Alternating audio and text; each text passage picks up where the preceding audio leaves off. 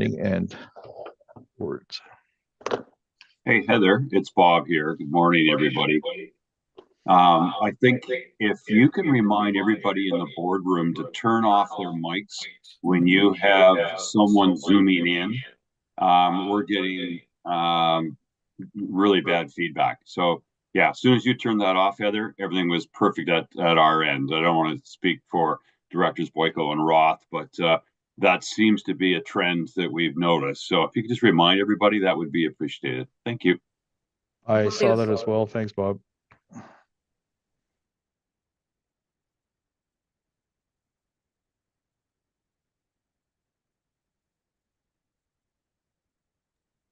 I actually heard a bit of an echo. Do you guys still hear it, or is it okay?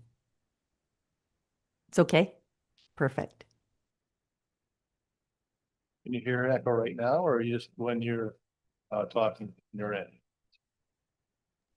It's okay when you talk, yeah. Yeah. But when it does echo, like right now, I can't. Right now it's an echo. Well, I'm the only one with a red light on, so look into that, I guess. No, yeah, that's what we're saying is if the boardroom are participating with a red light on, then it's providing feedback to us. But that's something new. That's just in the past couple of weeks because it didn't used to be like that. And I don't know what has changed, but something has changed. And it's not and I don't think people there are watching the Zoom. Like I know Penny likes to watch it, so the rating's bigger, and I agree with that. And I don't think she has the sound on. So I don't think that's the problem. It's just I just shut off. I had it, ACRD opened, and I also had it the agenda packaged open, and I just closed it all, and it sounds way better on my end. Do you think that would have made the difference?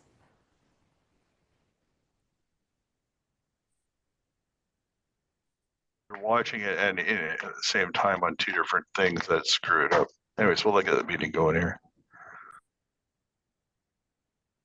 It's 10:02. I'd like to call the May 21st Committee of the Whole meeting to order.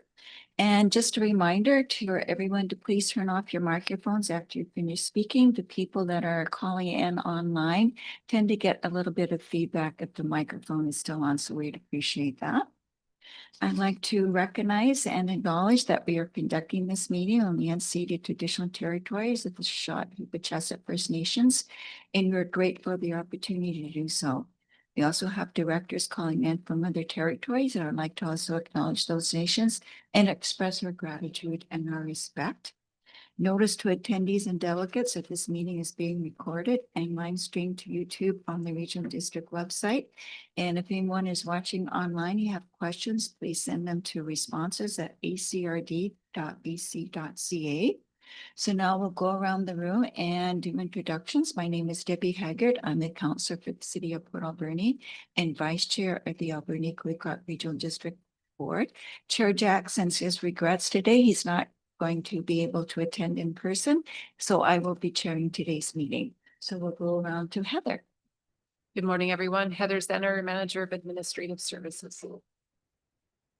Good morning, Todd Patola, Councillor from City of Port Alberni, Alternate Director.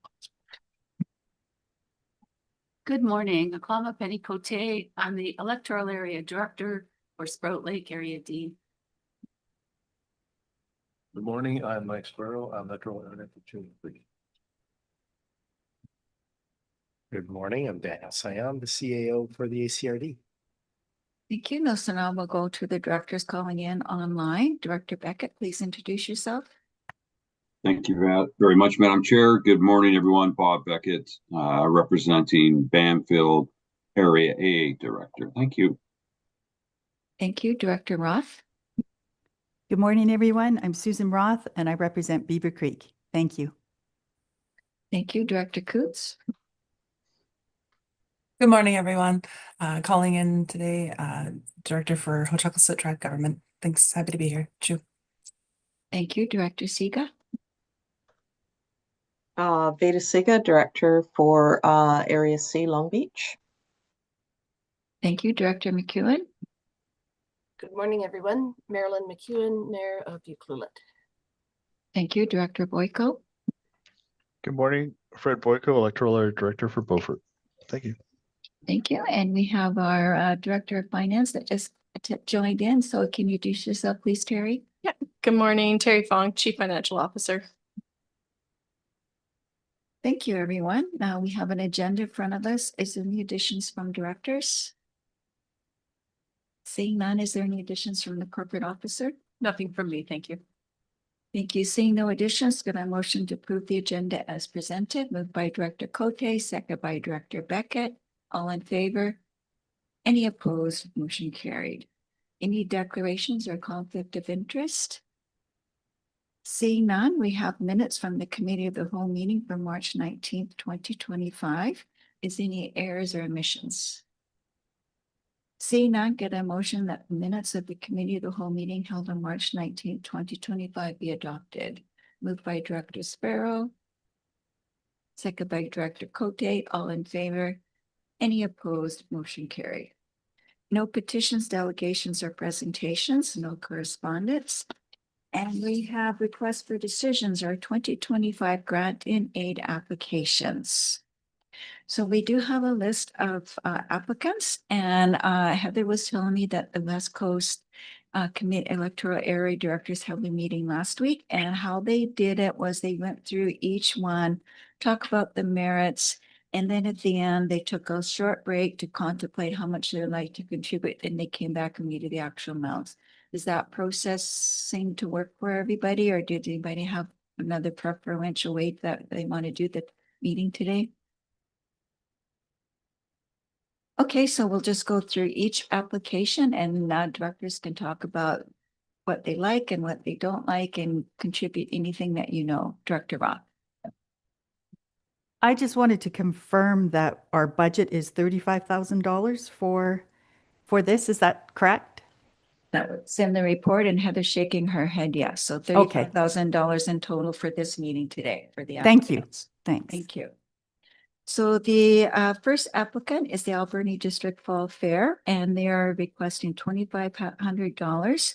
And historically, they've all received $1,000 in-kind contribution from the ACRD for printing materials, I believe. So this year they're asking again for $1,000 of in-kind and $1,500 in cash contribution.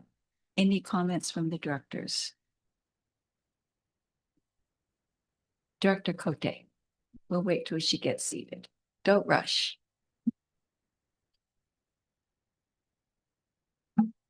Thank you. I support this. This year is the Fall Fair's 80th anniversary, so it's a special year. So this of any year, I would approve of an increase. Would you like the motion now, or is there comments? I think what we're going to do, Director Cote, is go through each one, Okay. and directors can give their comments. And then at the end, we'll take a short break and then come back with recommendations. Okay, that sounds great. Any, Director Sparrow? Thank you. I'm gonna do the same. I'm gonna support it too. It's a small amount and it is the 80th anniversary. And if you look at their financials, they're not exactly in great shape. I think it's one of the oldest ones on now, and it's one of the oldest. That is support this plan. Thank you, Director Boyko. I will second or actually third the sentiment in the room. It benefits the whole valley and all the surrounding areas, and lots of First Nations show up, and it's a welcome benefit to the entire place, and it's a small amount, and I think we should keep it going. Thank you. Thank you. Any other comments before we go on to the next one? Director Roth. I'm in complete agreement with everyone. Thank you. Thank you for that comment. Okay, seeing no further comments, we'll go on to West Coast Inland Search and Rescue. And there was a question, and I actually had that question as well. Why is the Alberni Valley Rescue Squad and West Coast Inland Search and Rescue at the Committee of the Whole meeting and not split up into areas? And the reason is because they do work together on many searches and rescues throughout the area. Is that correct, Heather? That's correct. Yep. Director Boyko. So I went through the financials of both of these search and rescues in detail, and we'll come up to the second one here shortly, but they do relate to each other in one particular area. The pants that they're looking for the West Coast Search and Rescue is 10 pair of pants at $700 each from Arc'teryx Gore-Tex. So interesting enough, when you go through the Port Alberni Valley Rescue Squad, their pants also come from Arc'teryx and Gore-Tex and are $200 each. So I find a large disconnect between the two organizations. So I have trouble spending $700 on a pair of pants for 10 people. That's part of their uniform when other organizations are not doing something similar. And I'd like to have a discussion about that because I don't think that's correct. Thank you. Any other comments? Director Patola. Thank you, Madam Chair. I'm just wondering how strict, not having gone through this process with this group before, I'm wondering about the strict application of criteria number 11 of the policy that says GIAs will not be provided to subsidize activities that are the responsibility of senior levels of government. Search and rescue is supported by senior levels of government. Certainly that type of general safety is the responsibility of the Solicitor General. So I'm sure what the application of PLC have with regards to that. Apart from that, all the supports of I'm not sure what this contract is. Do you have a comment, Heather? Daniel? Yeah. Oh, Director Siga?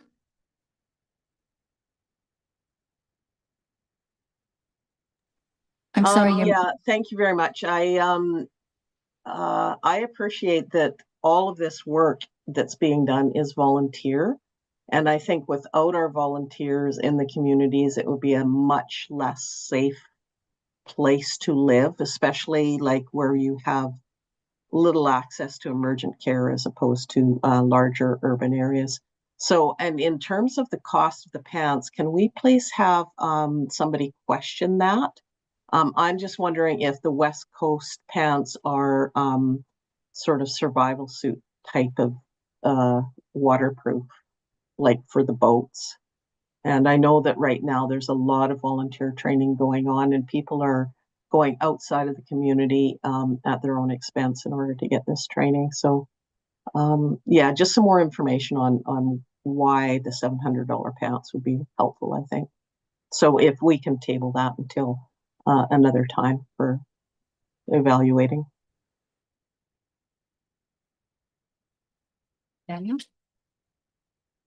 I'm pretty certain we can follow up and ask the question. But just circling back to question from Director Patola is there are some of these areas that when we redid the policy, we were hoping to explore a service. So search and rescue might be better served as an overall service because regionally there are search and rescues everywhere. And what we've seen is that even though they do receive funding from senior levels of government, the funding is not sufficient. And the challenge that these organizations have on an ongoing basis is the ability to plan long-term. And so we acknowledge the grant and aid is not the best vehicle because it's sort of every year you don't know what you have to work with. It would be better to be looking at a service agreement over 3 or 5 years. That said, we didn't build all the other components yet as we're moving forward. So what we didn't want to do is cut out our usual applicants, and search and rescue has been a steady applicant over time.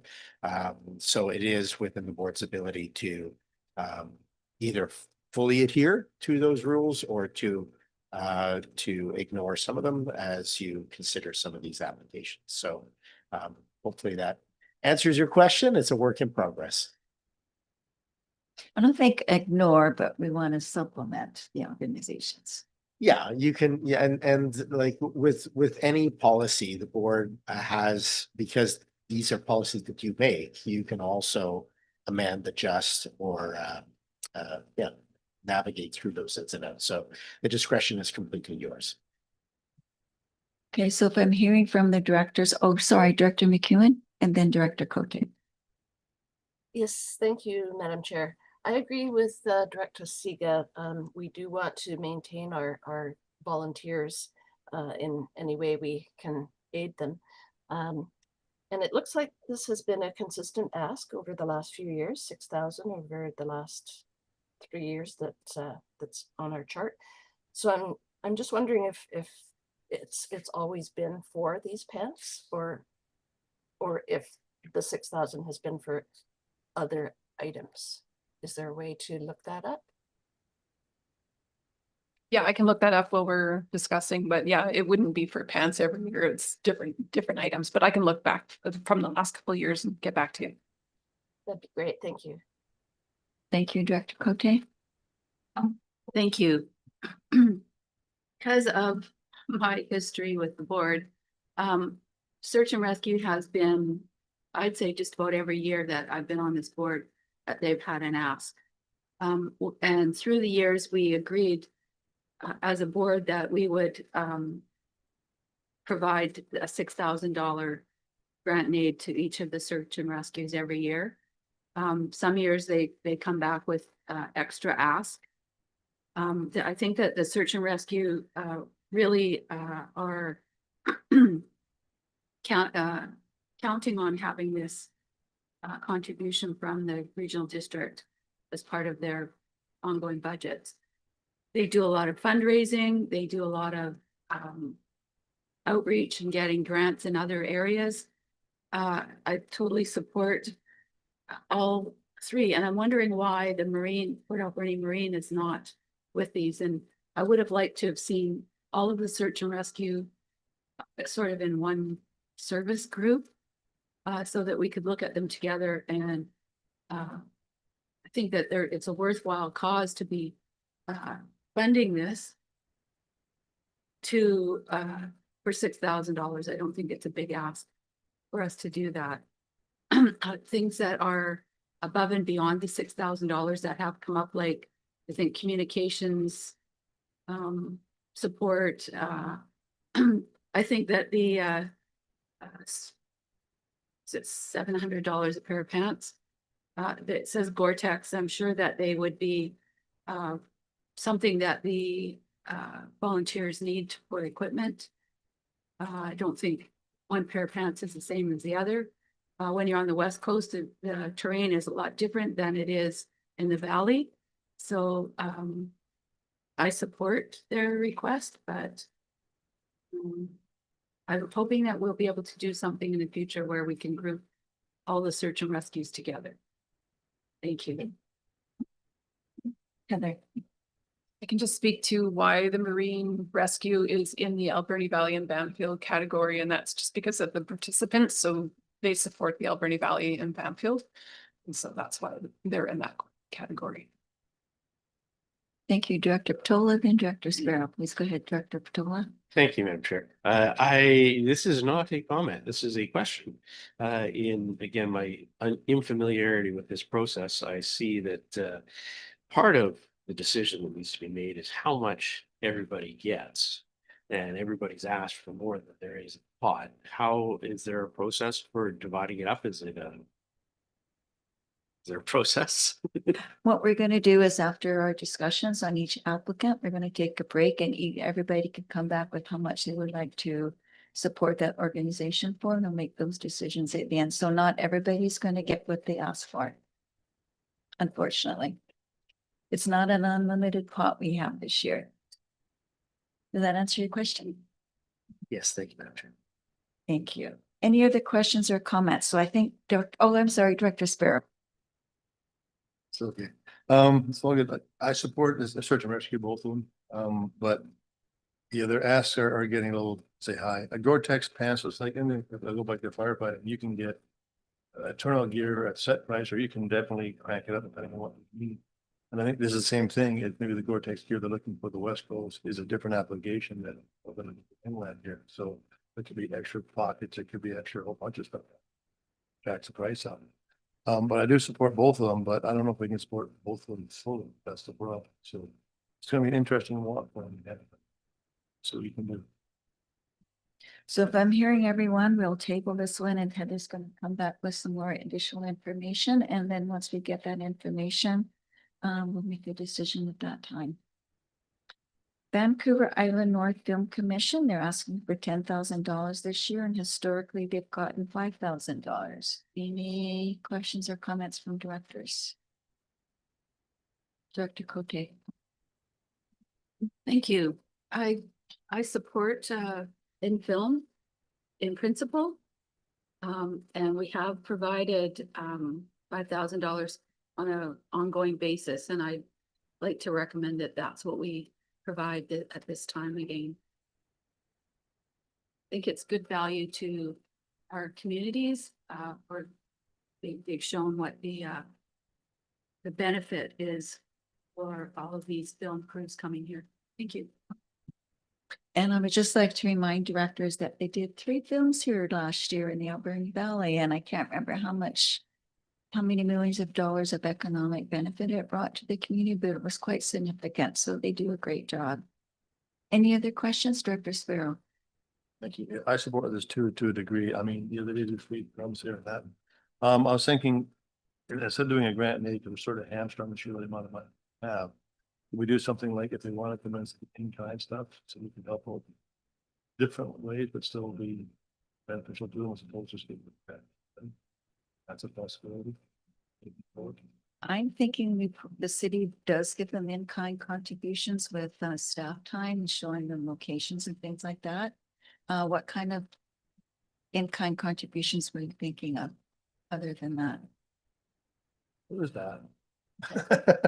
But if you're already doing it, then that's fine. Then we know we are supporting them in a different aspect besides just giving them that. Daniel. This was another area that is going to be part of discussions for economic development. So when the board discussed, this was one of the areas that could be folded into economic development to turn into longer term service agreements. However, we didn't get there yet. So we started with this policy, and then we're working on the economic development service for consideration. And so until we get that consideration of the service, that the application comes through the grant. Thank you. Any other comments? Okay, the next is Alberni Valley Rescue Squad, and 22 and 23, they received $12,000, and 24, they received $6,000. And this year they're asking for $23,265 for the purchase of some drone technology. Any comments from directors or questions? Director Cote. Thank you. I really think that drones are the way of the future. I think it's a good investment, but I'm wondering if there's an opportunity for us to put this in, request in with one of the grants that we've done for emergency planning. If there's another way to get the equipment, and possibly the regional district could partner with the search and rescue on this piece of apparatus and the training. Thank you. Comments, Daniel? We'd have to look into what grant opportunities are. So we can certainly take a look at that, and but it doesn't, there wouldn't be a guarantee, right? So at the end of the day, it would just be an exploration for now, and a prioritization if the opportunity comes up. Okay, I don't know who is first, so I'll just go in order. Director Boyko, please go ahead. Thank you. I see this as more of a more needed than the other requisition, but at the same time, this technology could be shared with fire departments and things like that, which could help make way for a grant application a different way, that this could be used for other things as well. But I do think that something like this in the hands of someone trying to find someone in the wilderness could be very beneficial to everyone involved. Thank you. Thank you, Director Beckett. Thank you. Director Boyko just said exactly what I was thinking, that it's a piece of equipment having personal experience in obtaining units for Langford Fire Department, I can tell you the value and benefit.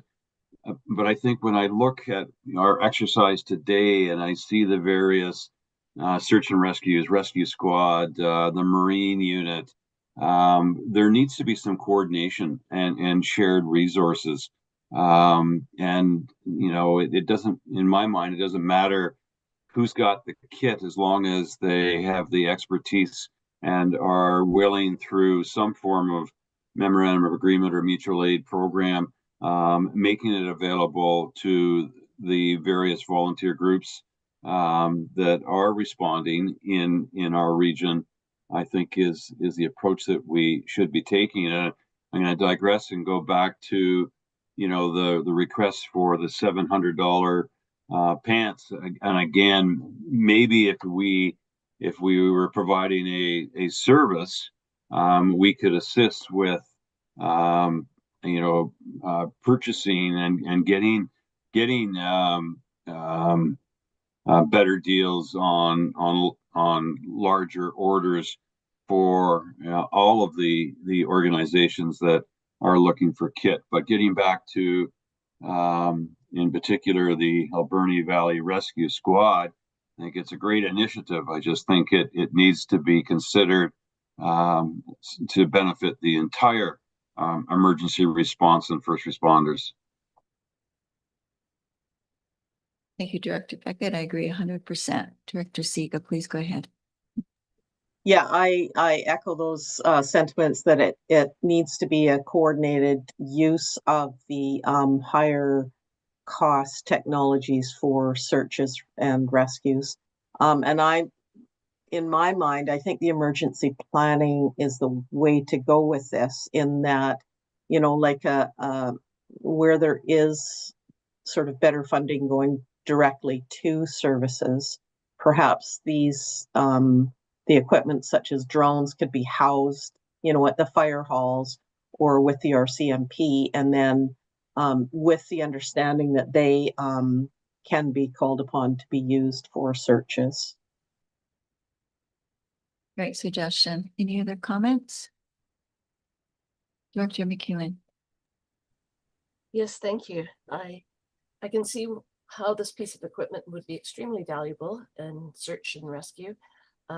But just a question to staff: do the applicants know that our budget is $35,000 for the entire region? Because when one organization is asking for, this is $23,265 out of our total budget, that doesn't leave much for anybody else. So just wondering if they are aware of our budget, and based on that, I think we need to find another way to fund this, because I think it's an important piece of equipment. But I agree it could be funded perhaps through a grant or a variety of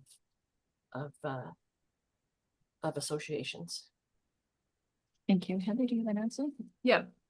So we did advertise on our website the values of each grant category. So the applicants would have had to go onto the website to grab the application. So they should be aware. And I certainly did advise people of the total plot because people were applying in excess of the money that we had. So I tried to make that clear that they should maybe temper their expectations.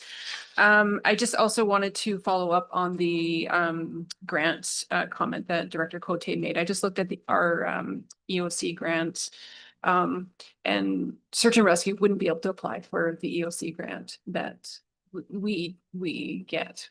We could apply for it, but the equipment, if we were successful, would need to be ours.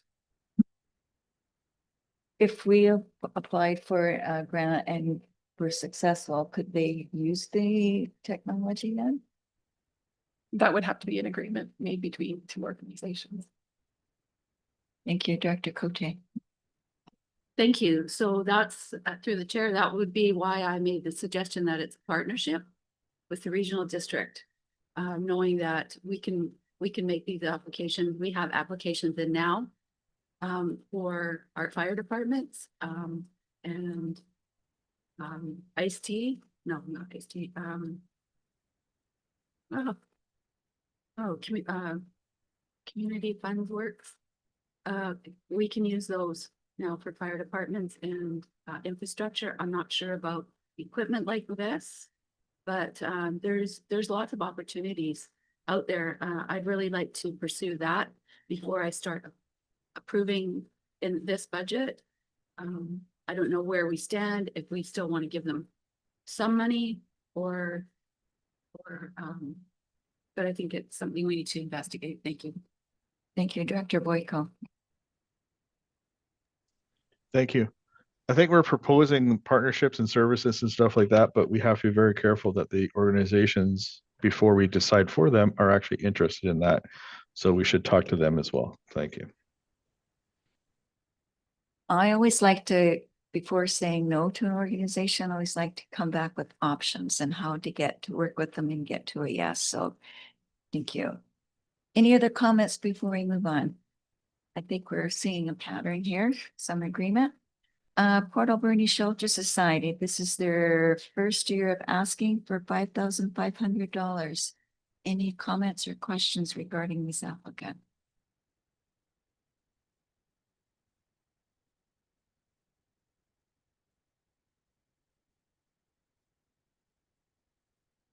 No comments or questions? Director Patola. Well, thank you, Madam Chair. It's not particular to the Port Alberni Shelter Society, but it is particular to the program that they're proposing, which it extends. It's not. I don't see it so much as extending their ability to produce food as it is extending their ability to run a therapeutic community. Therapeutic communities, I think, are instrumental, foundational even, in the process of recovery of individuals that are either experiencing addictions or are otherwise needing to re-enter society from whatever place they've gone to. So whilst I fully believe that this is a matter that is responsibility of the senior government through Ministry of Health now, it is an instrumental program, although it's hard to draw the connections and the lines that draw the dots together, but I see it as a very instrumental program into the health of individuals in our community as a whole. So I would be in support of it, possibly not to the price that they've asked, but certainly in support of the program. Thank you, Director Boyko. Thank you, Chair. I also agree with Councillor Patola that this is mainly the responsibility of other levels of government. And we had a very lengthy discussion about this topic a year ago when we were at the same point about how much can we give to all the various support groups out there. And we have to have a limit somewhere because there's only one taxpayer and money's coming from various sources to the same place. So it's already defined as coming from somewhere else. Thank you. Thank you. Any other questions or comments on the Port Alberni Shelter Society? Director Cote. Thank you. Just trying to remember if the Shelter Society has ever come to the regional district to do a presentation on what exactly they do, because I think they are a really valuable service for the community. And I think that this request actually gives them an opportunity to do more for the community, for food, good food, like, yeah, and it goes beyond just giving out to people that in need. It's also to restaurants, and I quite like this application, but where the money should come from might not be from this grant has been identified. I'd really like us to, before we sit down and do these grant applications the way that we're doing it, it would be really nice to have a quicker look at them beforehand and start to try to identify if there's grants out there that would actually work for these applications that aren't from the taxpayers. That's it. Thank you. Okay, any other questions or comments? My only comment is when I looked at the financials, they have a multi-million-dollar budget. And I find it hard to believe that they can't find $5,500 within that multi-million-dollar budget. And they do receive funding from several different sources. That's my only comment, but they do great work and I'm fully in support of the program, as Dr. Patola said.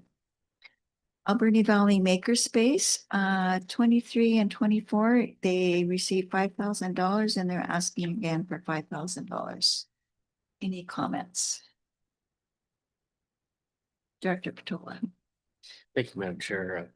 Just following on the same line of thought that Madam Chair, you just presented with regards to the funding that organizations receive from other places. I'm quite impressed with the makerspace and the hundreds of thousands of dollars that they're receiving from 2 other funding agencies.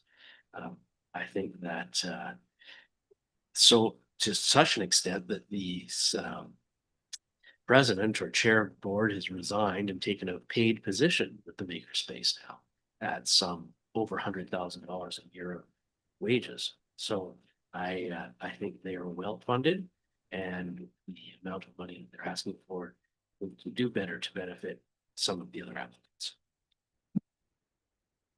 Thank you. Any other questions or comments? Dr. Sparrow. Thank you. Hopefully you can hear me.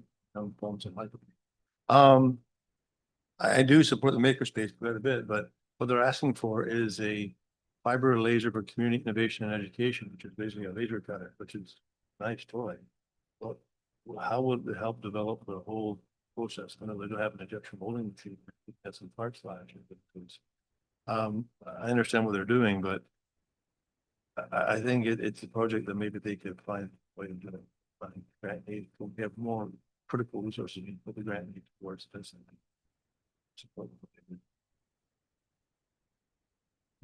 They, I know that they do a lot of work with youth. They do have open camps and classes that youth can attend. So that's why I like to support them, because they are all about youth. Any other, Director Boyko? Yeah, I was gonna say, I don't know how many people in the room have children of age that would go there, but it is very well used by elementary and high school youth students for various projects, and it is quite well respected in the community, and it is a good thing. Thank you. Thank you for that comment. Alberni Valley Restorative Justice, this is their first application and requesting $10,000. In the spirit of full disclosure, the city did give them $20,000 for operational cost until they received some grant funding. And they were approved for in-kind contribution for office space. However, they have not been able to, the city and the Restorative Justice Society have not been able to come together on an appropriate space. So that has not come to fruition yet. So I just wanted to make sure the directors were aware of that before they committed to the funding. Director Boyko. So I had one question about this society. Is it only available for First Nations, or is it available for the wide everybody else? Because it's very confusing in their documents, because I see it's only for a very select portion of the population. Thank you. The Restorative Justice Society is available for the entire populace, whoever needs it. However, it's my understanding from reading this application that this funding will go towards trying to educate and form their program to cater to the First Nations population. Did you Thank have you a for the follow-up question? clarification. Okay. Yeah, that's kind of what I got, is it this money would be only for First Nations people. Thank you. Director Cote? Thank you. Thank you. After reading this application and seeing that it is very First Nation focused, is there possibility to use C2C granting for this, or just wondered, Daniel? We would have to write an application, or they would have to. So we'd have to see, like, at the end of the day, the community grant tends to be something that we write, and like in the past, we've written and we use.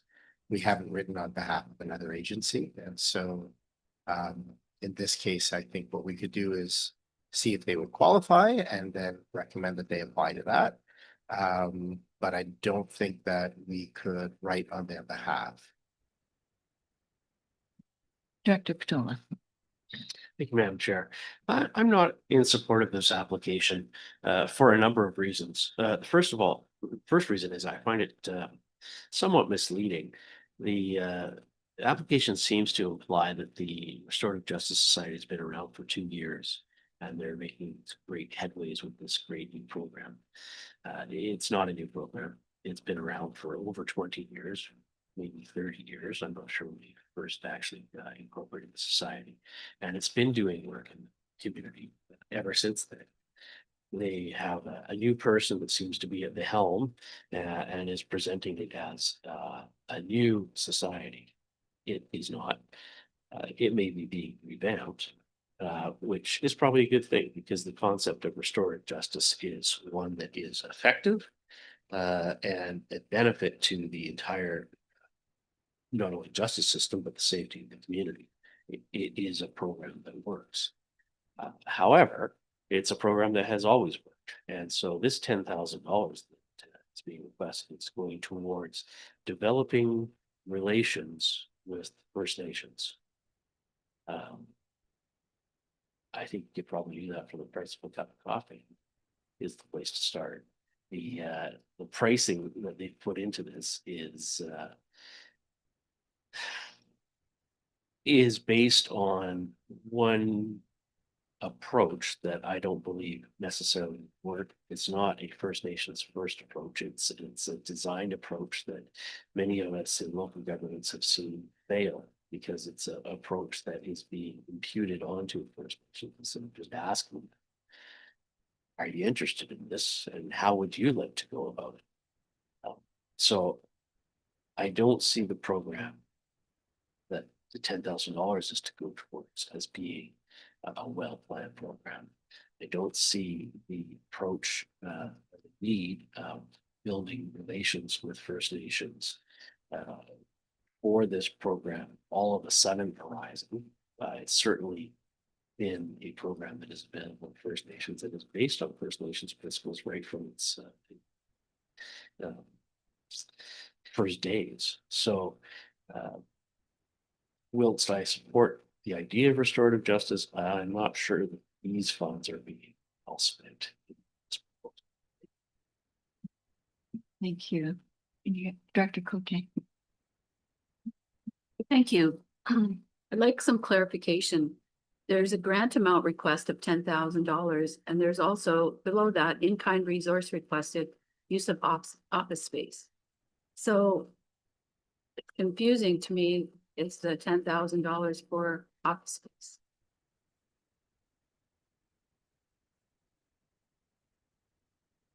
So it's 2 asks. I will do my best to answer that. And my understanding is that it is for their program. We don't have office space in kind to provide. We don't even have enough for our own staff. As I said earlier, they have asked the city for office space and we did approve it, but we've been working with, the city's been working with them to find suitable office space. And to date, that has not happened. They've offered them a couple of spaces and it does seem to work for what they're looking for. So.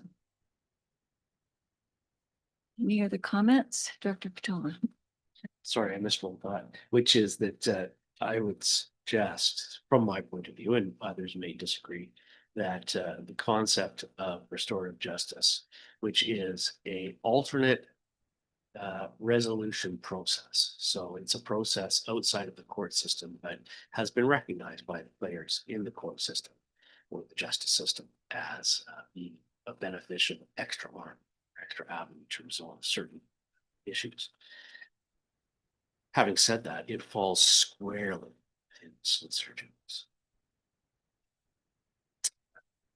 So it is not it is not an area that I would suggest that municipal funding starts to venture into. Municipal funding is already ventured into healthcare, mental health, all sorts of other things that are the obligations of the senior government to start venturing into justice and criminal reform, I think is step 2. Thank you. Any other comments? Okay, the next one is $60,000 from Community Futures to do some pre-planning for a venture park. They're asking for $60,000 and this is the first time they've applied. Any comments or questions from directors? Director Cote, then Director Patola. Thank you. Sprout Lake has a bike skills park. So, and Sprout Lake residents are the only ones that pay for this. And trails. So I'm not really, interested in supporting a bike skills park. We've heard already. It's my understanding it's not just a bike schools park, it is a skateboard park with bike trails around it. I don't know if you've ever been to the one in Nanaimo, but that's the model that they're going for. Director Patola, then Director Coots. Thank you, Madam Chair. I'm fully in support of this, and I would actually, once we go away and come back, I suggest we can't give them $60,000 clearly, but I would, in my calculations, I give them everything that's left over for the people that I didn't give anything to, which would be about $11,000. The importance of this program, it's strange it's coming from Community Futures, but I do understand that they kind of have fingers in many pies and are the umbrella organization to do this. But the need for a skate park in Port Alberni is can't be overstated. It is fundamental to the health of our youth to have activities for the entire community, not just the city, to engage in. The skate parks are instrumental in the recreation structure of communities, and we see that all over the island. Baldwin Beach has just built a new one. They had an old one. What we have is an old one that is inappropriate, unsafe, and does not attract youth in the way that other skate parks clearly do, just from observation. This funding would be in line with the reasoning to fund the makerspace because it gives opportunities for youth, and the reasoning to fund the ADAPS program under Alberni Valley and Banfield GIAs. It's not just a toy. It is something that's supported by all of the First Nations in the valley. It's supported by other organizations that deal with youth and youth health. I think, I'm not going to say ADAP supports it, but because I don't know if there's a letter on file, but anecdotally they do. It's the same as having ice rinks and baseball diamonds. It's not for those weird kids that just ride skateboards. It's for the development of individuals in our society. And I would remind everyone, it's now part of the Olympics. Just one correction, skateboard park is not just for youth. When I was in Nanaimo, the parents are on the skateboards and the little ones are on the strider bikes or little bikes with training wheels. So it's for people of all ages, but thank you for those comments. It is, it's a true family facility. Director Coots, then Director Boyko. Please go ahead, Director Coots. Thank you, Madam Chair. My questions have been answered. It was just a question of clarification. I was wondering if this group was in association with the Riders Association who came and did the presentation for us earlier in the season. So that has been clarified for me. Thank you so much. Thank you, Director Boyko, then Director Roth. Please go ahead, Director Boyko. Thank you, Chair. I have a question about procedure here, as in if a member that is speaking here on the board is actually on the board of directors for the other organization, should they not declare a conflict of interest? Because I'm seeing that happening right now. I believe that Director Patola is no longer on the board. Am I correct? Yes. If Thank you that's for what the- you're referring to. Yep, thank you for the clarification, because it was very clear when we were doing a research last night that that was there. Thank you. I do support this, but for $60,000 come out of nowhere and drain the budget of everybody else, that's obviously not going to happen. So there's going to be a fight on their hands to move forward. Thank you. Thank you, Director Roth. Please go ahead. I just wanted to note that the information in the package does say that Todd is a member of the board, just so, you know, to say that it's in there. But I agree with everyone else too. Thank you. Thank you, Director Cote. Thank you. I'd like to point out that the City of Port Alberni Parks and Rec actually run programs out at Sprout Lake Bike Park and the trails around Cougar Smith and all over Sprout Lake. So without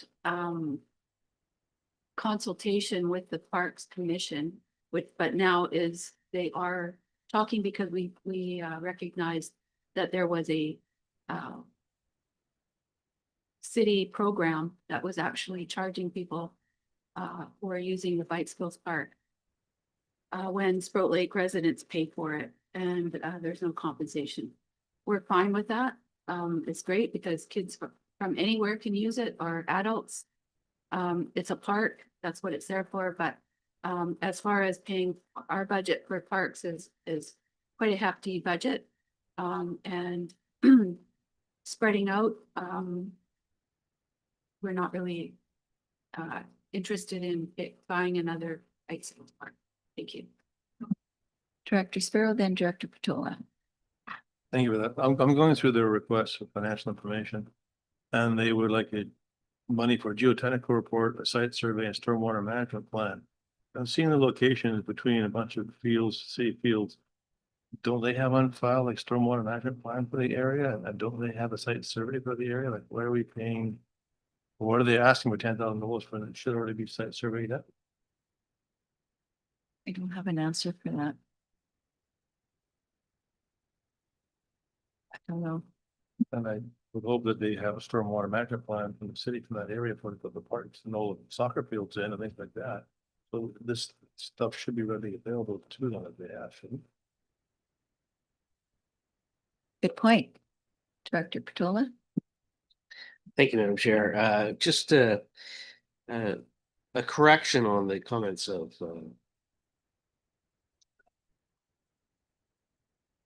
sorry. No, I can't remember who said it now. Sorry, about the Sprout Lake Bike Park. Yeah, Director Cote, sorry. Is that the proposed plan for the adventure park is not a bike skills park. There is a component of a bike skills park in it. It is a skate park, and you certainly cannot skateboard on the Sprout Lake Bike Skills Park. It is for a pump track, which is very different than the Bike Skills Park. And the Bike Skills Park that is included in the plan is because the plan is a culmination of a number of interest groups that are supporting it. One of them is Rove, which is the riders in Alberni Valley that would possibly use a Bike Skills Park. But the central focus is the skateboard park, and additions to it, like any other program, such as a pool. You say we want a pool, and maybe we'll add in these extra things. The bike skills portion is the extra thing. It's like the lazy river. You might put in a pool if you can afford it, but not if you can't. So I don't think the focus should be on whether or not there's a bike skills park in Sprout Lake.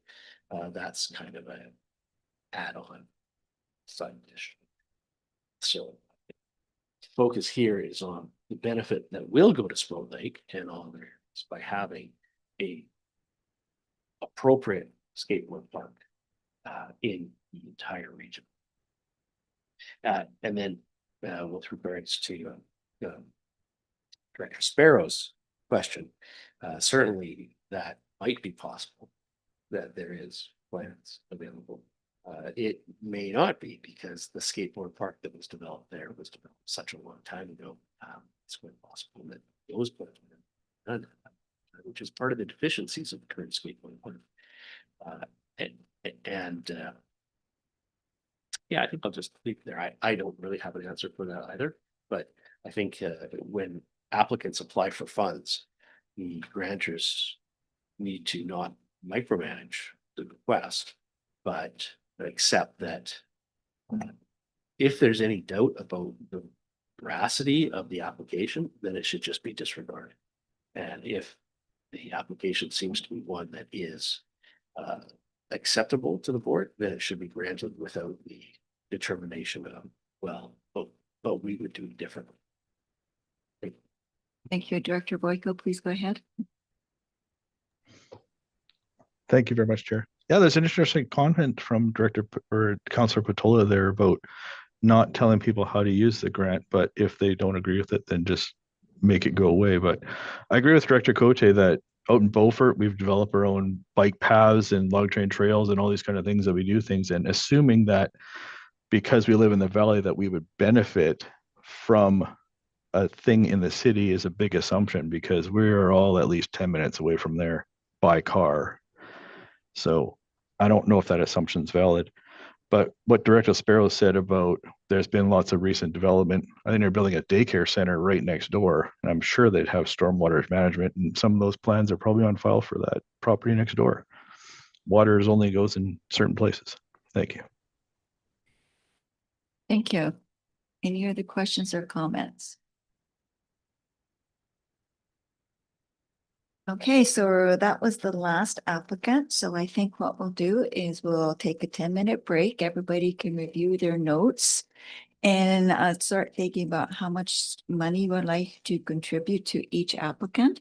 And we'll come back in 10 minutes and we'll get down to the money, which is the nitty-gritty of this whole process. So I really appreciate everyone's very thoughtful comments today and thank everyone for being very respectful. So we'll see everyone back here in 10 minutes. So that will be 11:05. Thank you.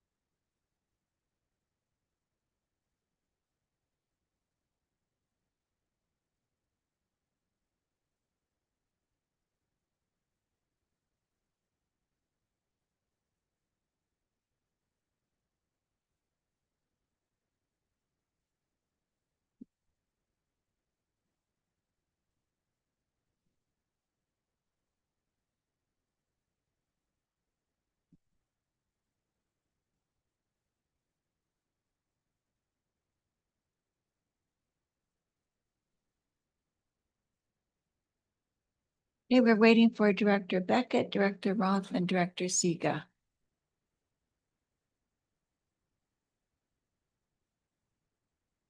Director Siga, are you there?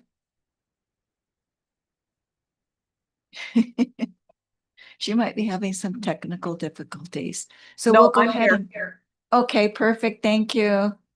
So we'll go ahead and start with the amounts. I hope everybody has had sufficient amount of time to think about, put some thoughts in it about what you'd like to contribute to each applicant. For the Alberni District Fall Fair, they're asking for $2,500, and I felt we were all in agreement that this was a good applicant to support. Oh, hello, Director Steer. How are you? Welcome. Thank you. Yes, I just was had by my other job. So thank you. I sorry for being late. No problem. We've discussed each applicant, and now we're just going to go back through and talk about how much, what the cash amounts that we want to support each applicant for. So the first one is Alberni District Fall Fair for $2,500. I felt there was general agreement to support this amount. Does somebody want to make a recommendation? Director Cote. I would move that we pay out 2,500. The request from the Alberni District Fall Fair. So this is just a recommendation, right, to the board? That's correct. Dr. Patola, seconded that, or? Thank you. It's been moved in a second. Go ahead, Director Patola. Thank you. I just wanted to clarify, Madam Chair, if that is $2,500 cash, or if that is the $1,500 cash and $1,000 kind support. $1,000 in kind and $2,500 or $1,500 in cash. Any questions or comments? All in favor of supporting this applicant? All opposed? Motion carried. Thank you very much, everyone.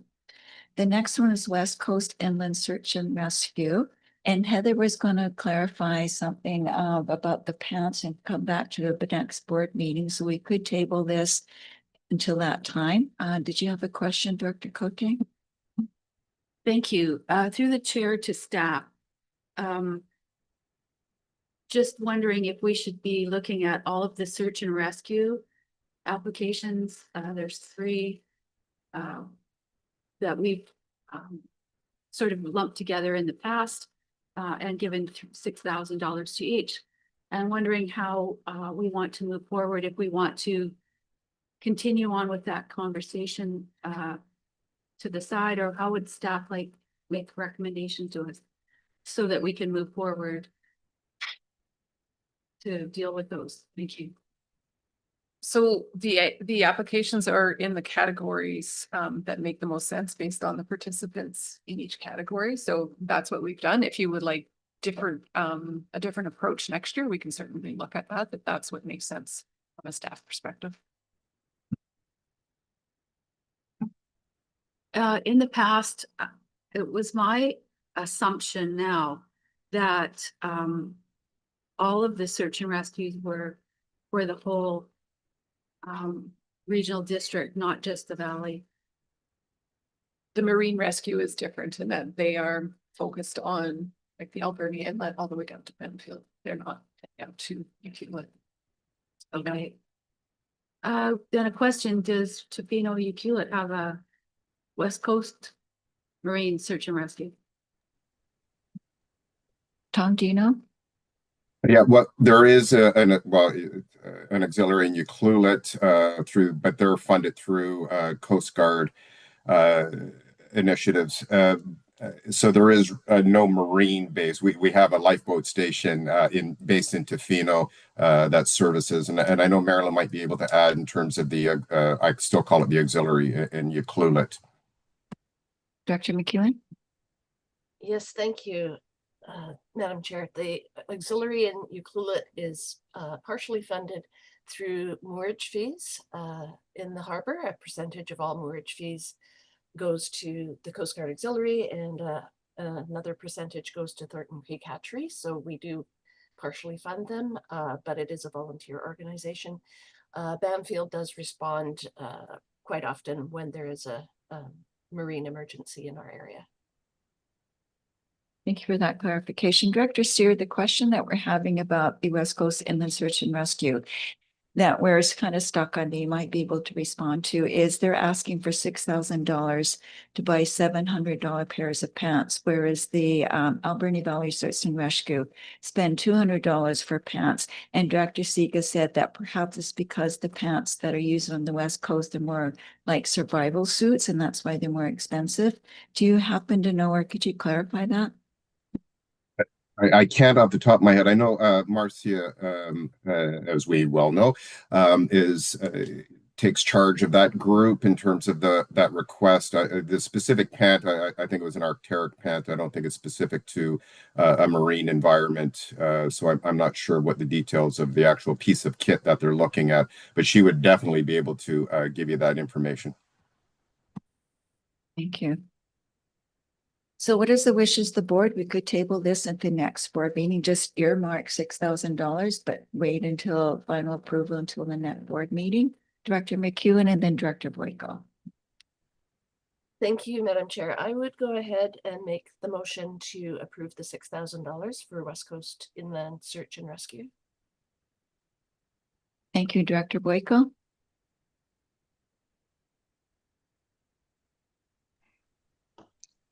Thank you, Chair. I agree with approving it, but at the same time, I'm still conflicted about what it's actually being used for, and I'd like to get some more details on that in the future, because if you read the documents provided, it says Arc'teryx, Gore-Tex for both organizations, and it needs to be something to say that this one needs $500 more per pair of pants than the other one. Thank you. Thank you, Director Stair. I was just seconding the motion. Thank you for that clarification. So I think what we should do is we should earmark $6,000 for this and then get clarification on the cost of the pants. Does that work for everyone? Okay, to support. Okay, then let's support it. Okay, so that's the recommendation. Any other final questions or comments, Director Petola? I'm just going to say that I support it, but I want to make a comment with the reason why. In the past, they've been awarded $6,000 for a number of years, and it goes to the concept of multi-year general operating dollars. So whether or not these pants are specifically what is purchased, or whether it's part of the entire budget, I think it's fair to say that the society has planned their budget and allocated funding in the same way that the ACRD does specific services. And they're pretty much relying on this funding as they have in past years. And they've allocated it to the pants, and this year they could probably allocate it to something else. The other funding to the pants, I don't think that's so much an issue as it is a continuing multi-year general operating dollars that these types of not-for-profits rely on. So I'm support.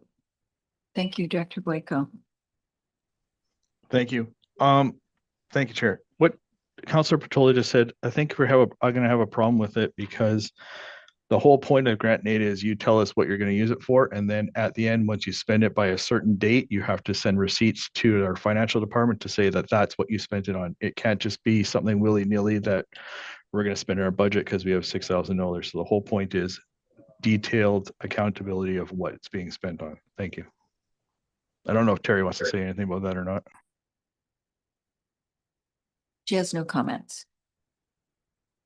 Any other questions or comments on the motion? All in favor?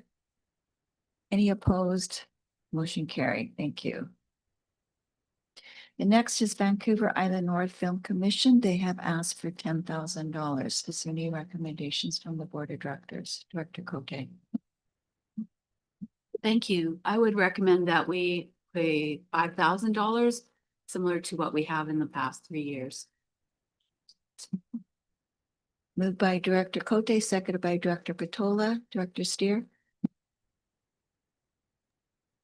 Yeah, thank you. And I was just, and I think Penny, Director Cody, I was going to look for a reduction.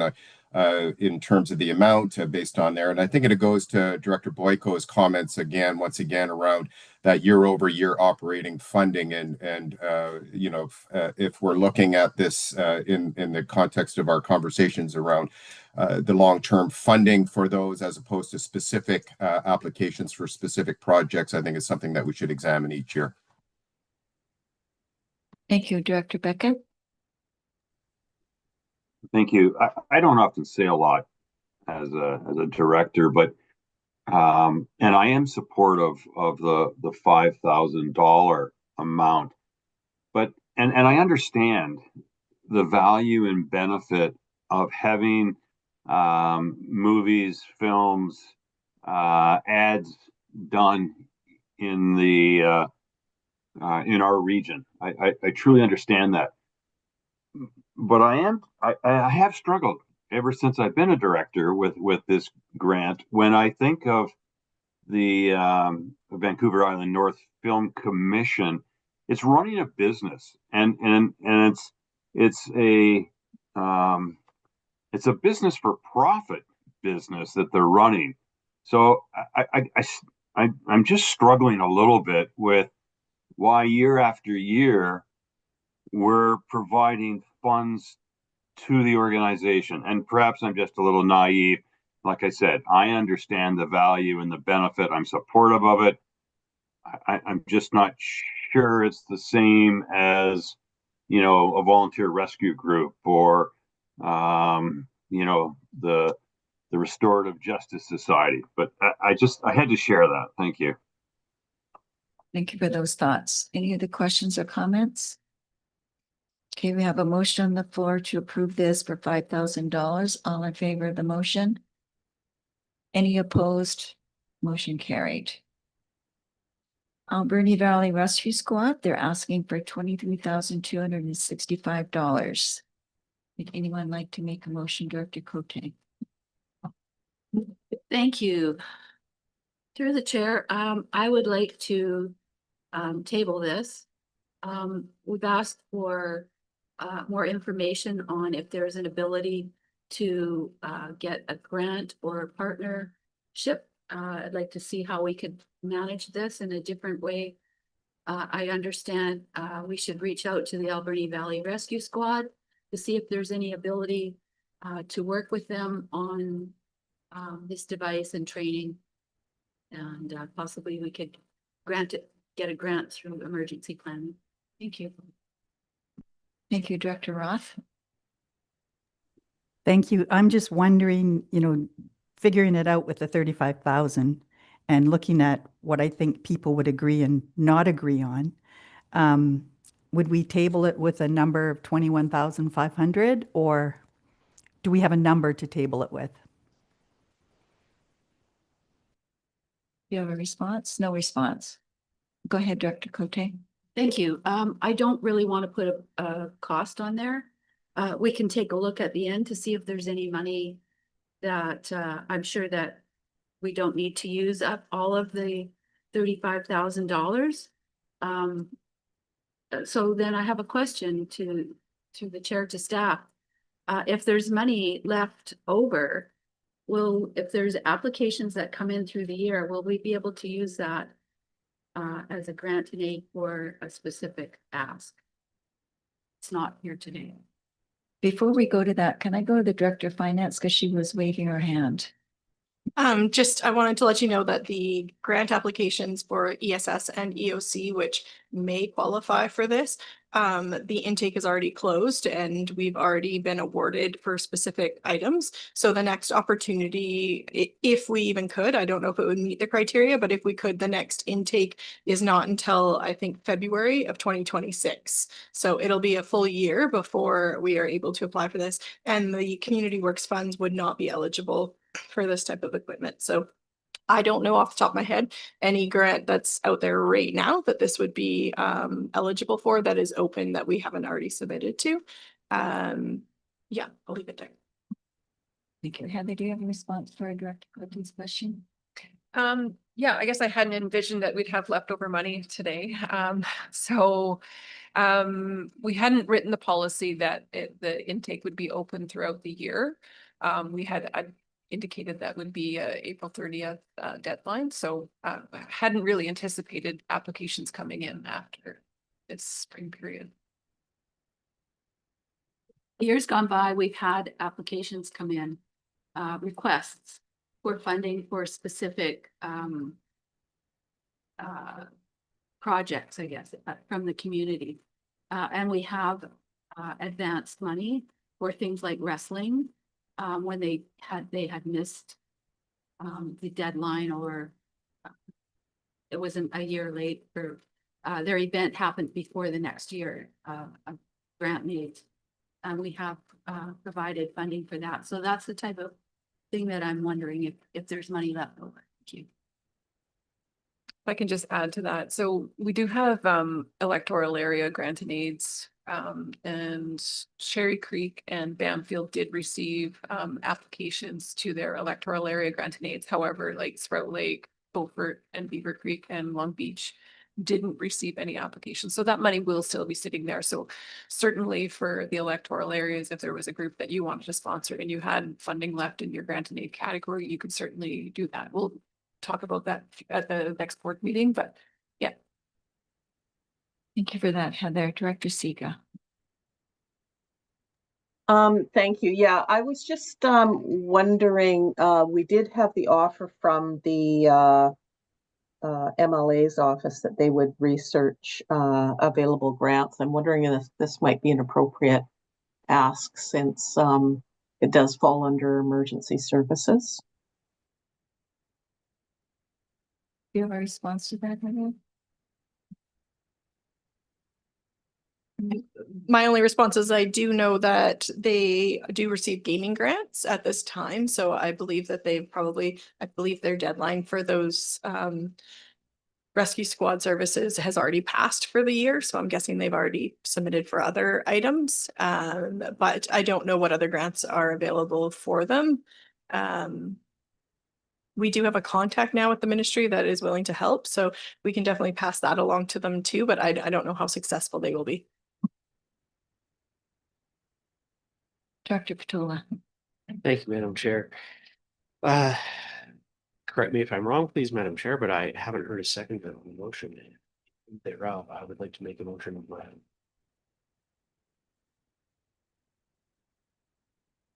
So that motion does not go forward. So please go ahead, Director Patola. Thank you, Madam Chair. I'd like to make a motion that the grant and aid award, we recommend to the board that there be a grant and aid award to the Alberni Valley Rescue Squad of $6,000. I will speak to the motion. Is there a second to that motion? Your second, so moved by Director Patola, second by Director Cote. Please go ahead, Director Patola. Thank you. This keeps the amount of the grant in line with the West Coast Inland Search and Rescue. It's the same grant. And again, speaking to the idea of multi-year operating dollars, I'm in complete agreement with Director Boyko. These grants are for specific items, but that doesn't mean that the budgeting process for the groups don't take into account how they partition funding with limited resources. So when I say that they've applied for this grant for this thing, that's within the context of their greater budget. When they say they will need X number of dollars for 10 different items, then they partition off when they apply for the grants. And that's a yearly cycle, continuing cycle. That was my reference to the need for continuing funding once we create that kind of atmosphere where, rightly or wrongly, society starts to rely on the multi-year funding. Particularly with regards to this funding for a specific thing, although it doesn't fit, it won't match all the dollars needed. Certainly, it will participate in the dollars needed.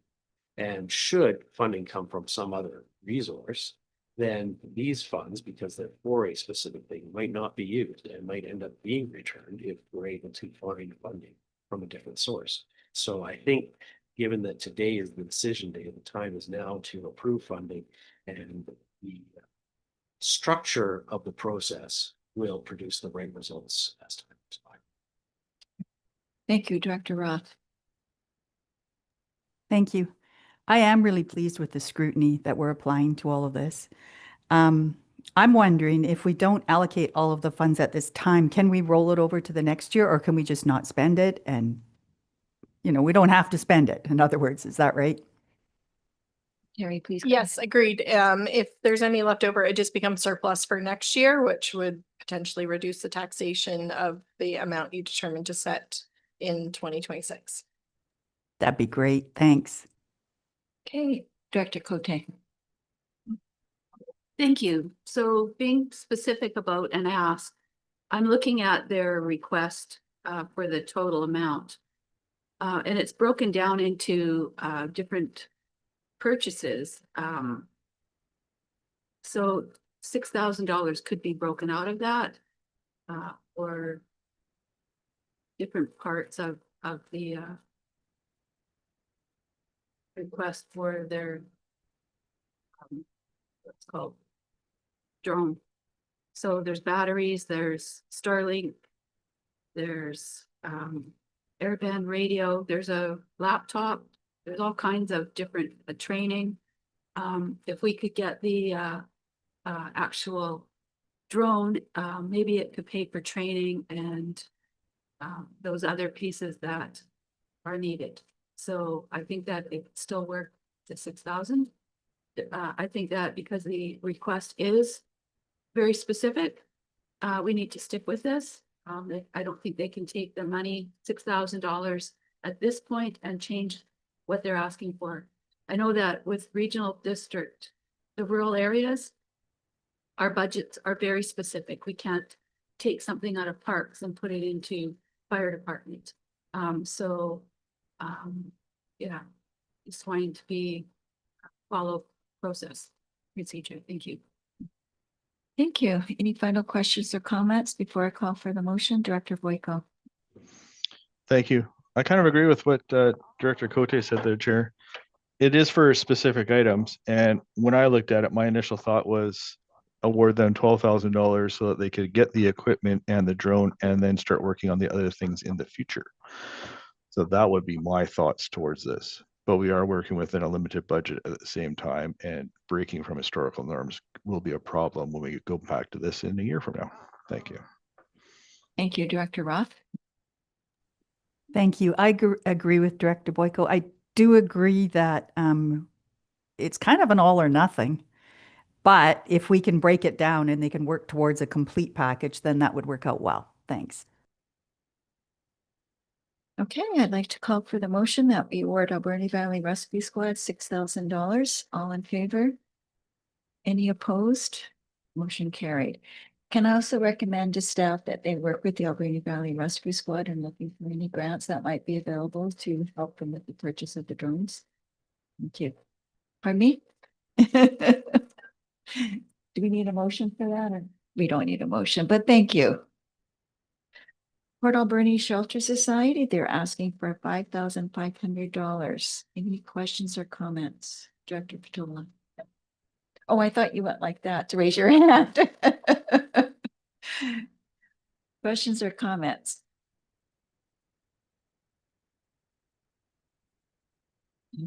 Director Cote.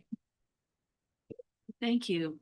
I like this application just because I think that it provides many different values. It ticks off a lot of boxes for working with therapeutic recovery, creating a safe place, working with First Nations, working with our community to provide food. I know that there was a thought that they have a lot of money, but this is a specific ask for a hoop tunnel, and I think that this could expand on what they do for our community. I think there's value there. So I would make the motion or recommendation that we support the 5,500 for the Alberni Shelter Society. Thank you. There's a motion on the floor. Do we have a seconder? Are you seconding Director McEwen? Or, yeah, moved by Director Cote, seconded by Director McEwen. Any other questions or comments? All in favor? 5. Any opposed? 1, 2, 3. 3 opposed. Motion passed. Okay. Director Beckett? Yeah, through the chair to Terry, I assume you're keeping track. What are we up to as far as committed dollars right now, please? Yes, no problem. We are at. Sorry, I've got computer issues today. We are at 25,000. We have 10,000 remaining.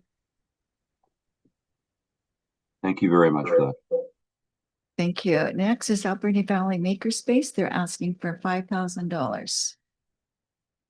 Any questions or comments? Director Boyko. I'll make a motion to approve the ask for $5,000 for the Port Alberni Makerspace. Thank you, Chair. Moved by Director Boyko. Are you seconding that, Director Roth? Moved by Director Boyko, seconded by Director Roth. Any questions or comments? Seeing none, I'll call for the motion. All in favor? Any opposed? Motion is carried. Thank you.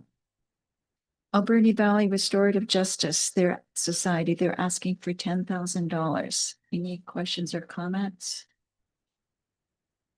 Director Cote and then Director Sparrow. Thank you. So we have $5,000 left. Yep. $5,000 left. I'll wait for other comments. Thanks. Did you have your hand up, Director Sparrow? Okay.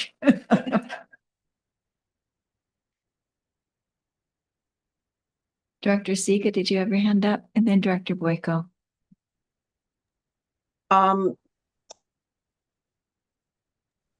Yeah, just based on the other comments, it sounds like the reaching out into the First Nations community, which is the targeted purpose of this, was not sort of well researched. And so I would be uncomfortable, with this initiative as it's stated. Thank you, Director Boyko. Thank you, Chair. I think we're all having similar sentiments, so I'll make the motion that we award $0 to the restorative justice for this particular application because of its limited scope. Thank you. Moved by Director Boyko, seconded by Director Patola. Any other questions or comments? All in favor of not awarding Alberni Valley Restorative Justice Society funding at this time? All in favor? Any opposed? Motion carried. Next is Community Futures, $60,000. So Terry, how much do we have left? $5,000. Just one question. In your calculation of having the 5 left, did you have the 2,500 for the fall fair or 15? Because We do it as 2,500 because even though that 1,000 is in kind, we have to move it from the other service because most of that or that laminating and stuff is all paid through planning, mostly rural planning. So although it is in kind, it is actually a cash transfer or accounting transfer between services. Councilor Patola, you're very familiar with the project. So do you feel that $5,000 would be a somewhat of a start for them? Thank you, Madam Chair. Yes, I do. I would very much agree with that. And under the similar comments that I made previously, the way I understand the process is set up, because grants are for a specific activity, if that activity is not fulfilled, then the grant funds would be returned. They certainly need more than $5,000. It would certainly be a seed and part of the contribution amount to get other funding from other sources. If they don't make it to the $60,000, then I think appropriately, as I understand the process, they would be using. So to answer your question, yes, it would be instrumental. Thank you, Director Cote. Thank you. I'm not in favor of supporting this application. I would much rather see the money go to something like the drone. I think that it's much more value to our communities than putting it into this. I'd rather see that $5,000 sit and be able to possibly put towards the drone if we decide to by the time we get to the board. Thank you. Thank you, Director Patola. Thank you, Madam Chair. I move that the committee recommends to the board that a granting aid amount of $5,000 be awarded to Community Futures for the purpose of their Adventure Park project as set out in the application. Moved by Director Patola, second by Director McEwen. Any questions or comments? Director Cote? Thank you. I'm not in favor of this because of the conversation we had earlier about Sprout Lake paying into our own parks and rec parks program. We have a bike skills. I realize that it's not just a bike skills, but there's trails. There's a lot of parks infrastructure that Sprout Lake residents are already paying for. And I don't really think that $6,000 is going to make a lot of difference at this point. If they have to come up, the city has to come up with the rest of the money. As was identified, this is just to, the request was looking at, what was it? Site preparation and, yeah, geotechnical. So I'm not really supportive of the money going for that when it's in a area that should have already been site specific. So that's why I'm not in favor of it. Thank you. Next, we have Director Roth, then Director Steer, then Director Boyko. Please go ahead, Director Roth. Thank you. I'm also not in favor of it. I would rather the funding be rolled over to the next year or to be applied to the Alberni Valley Rescue Squad. So I have similar comments as Director Cote. Thank you. Director Boyko? Oh, I thought we had Director Steer next, Chair. But I will, if you want to talk to me, I will echo the comments from Director Roth and Director Cote that we have developed our own recreation in our own areas that we're paying for multiple different ways. And I'd like to keep it that way. Thank you. Director Steer, you did have your hand up. You put it down. Did you have a comment? Yeah. As soon as you acknowledge me, I put it down. Yeah, I'm just going to echo the sentiments of the last three directors. I would not be supportive of this.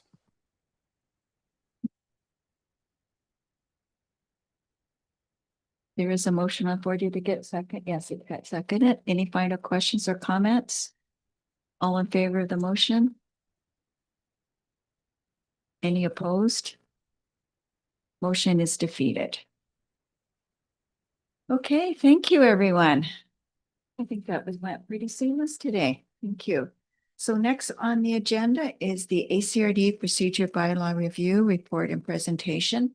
So because of the timing, we're not going to get very far, but it'll be a good start. And whatever we don't get through, we'll work through at the next meeting. So Heather, if you'd like to go ahead with your presentation, and what we'll do as we get through each topic, then we'll stop and ask for questions. Thank you. Please go ahead. Perfect. Thank you. All right.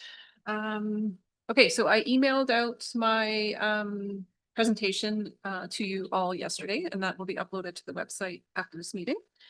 I have included all of the slides from the previous meetings just for continuity. So today, as a reminder, is the third meeting on this topic at a committee of the whole meeting.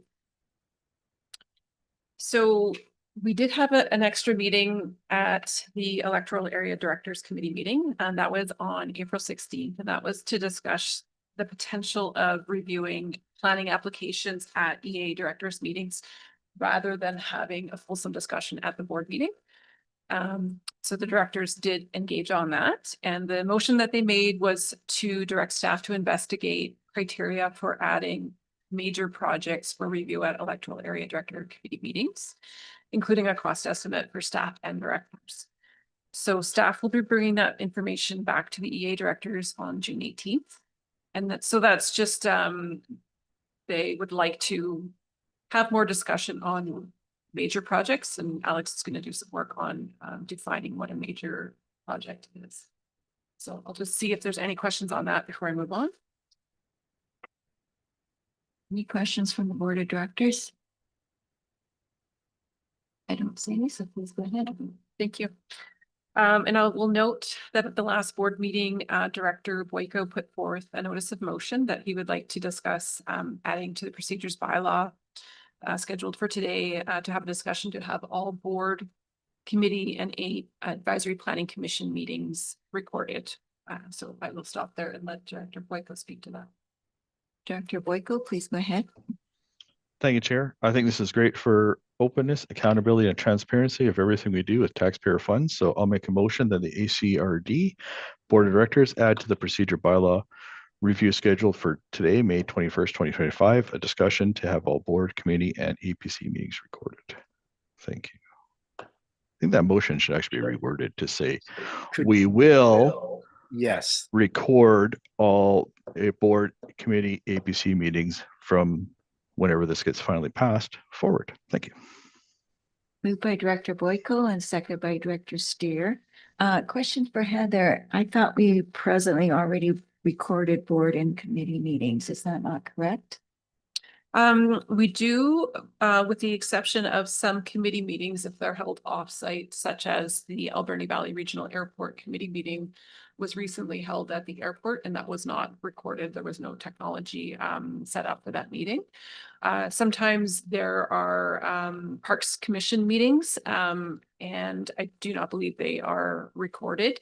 Yeah, I think some of them happen on Zoom, but they are not recorded at present. My question to you is, if we have the technology, for example, and it doesn't work, can we move this motion? Do we have to cancel the meeting then? That would be a question for the board. If that does happen, are you expecting us to stop the meeting and reschedule it?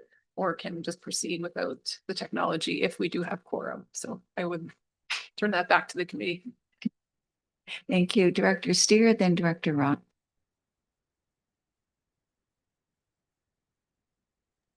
Yeah, thank you. That was one of the questions I had. And I was also just curious if we, in terms of those committees and or other areas where we don't have the technology in place, would there be an estimate of costs that could be associated with that before I could make a affirmed commitment to the procedure? But I certainly, I would be a little concerned that we would have to cancel a meeting if the appropriate technology was not in place to be able to record it.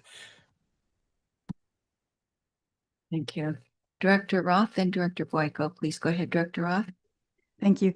Why couldn't we, like, for example, the airport committee, why could that meeting not be held at the ACRD? You know, like I've heard very questionable conduct happening in some of these committee meetings, so I'd really like it to be recorded. Thank you. Daniel, please go ahead. I've never heard of questionable conduct, but I will speak to just the technology that we do have the ability now to record. And so at the end of the day, we might not be able to stream something right away, but this resolution talks about recording, and I don't see why we would not be able to record. If there is a catastrophic failure, then I would recommend that we still proceed with the meeting, make every reasonable attempt, and then report back.